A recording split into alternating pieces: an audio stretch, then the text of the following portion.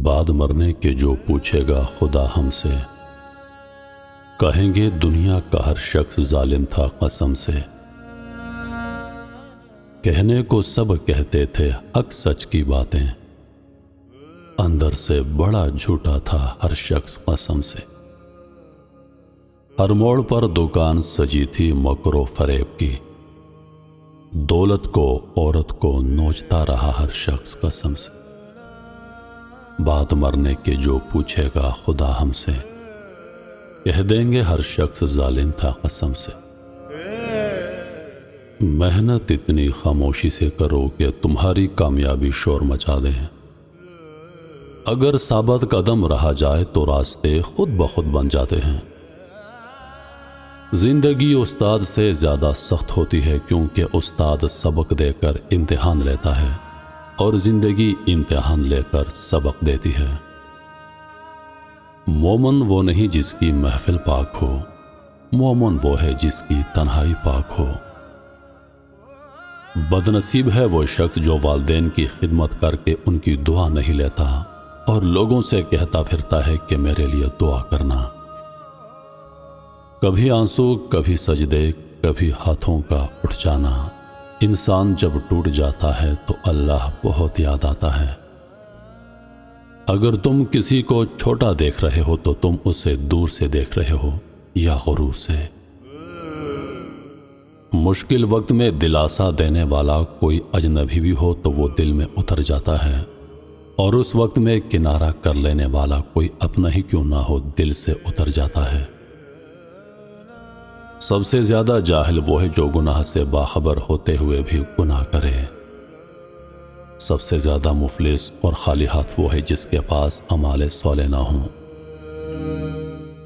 جو قوم لڑنا نہیں جانتی بہت جلد اس پر لڑنے والی قوم کی حکومت بن جاتی ہے۔ درخت جتنا اونچا ہوگا اس کا سایہ اتنا ہی کم ہوگا، اس لیے اونچا بننے کے بجائے بڑا بننے کی کوشش کرو۔ جس میں یہ تین خوبیاں ہوں سمجھ لو کہ خدا اسے اپنا دوست رکھتا ہے۔ دریا جیسی سخاوت، آفتاب جیسی شفقت، زمین جیسی تواضع۔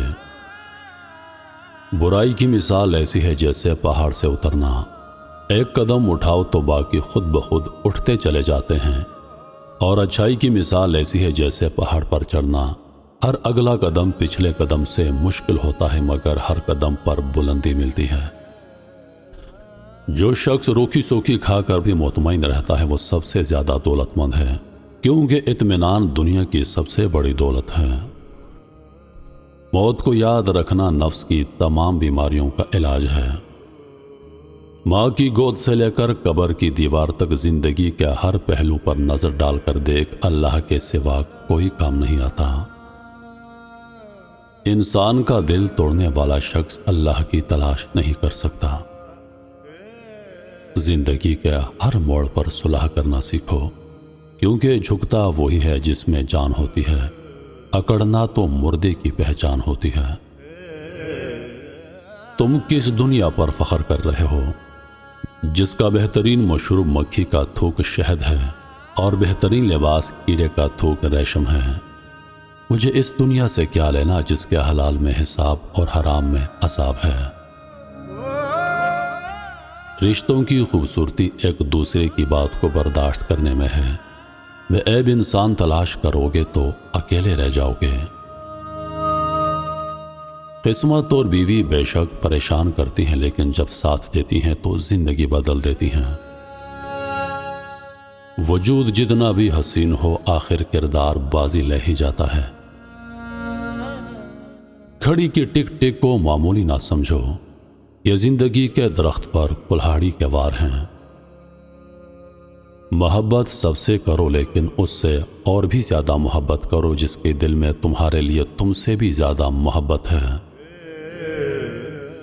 خوش قسمت اپنے نصیبوں سے پاتا ہے اور بد نصیب اپنی قسمت خود بناتا ہے۔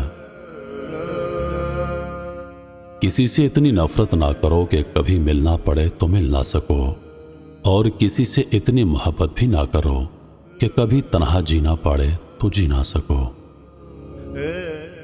حق بات کی پہلی نشانی یہ ہے کہ اس کی مخالفت ہوتی ہے، جس کی کوئی مخالفت نہیں وہ قطعاً حق نہیں۔ آنسو مسکراہٹ سے زیادہ اسپیشل ہوتے ہیں، پتہ ہے کیوں؟ کیونکہ مسکراہٹ تو سب کے لیے ہوتی ہے، لیکن آنسو ان کے لیے ہوتے ہیں جنہیں ہم کبھی کھونا نہیں چاہتے۔ کسی کا دل مت دکھاؤ، اس کے آنسو تمہارے لیے سزا بن سکتے ہیں۔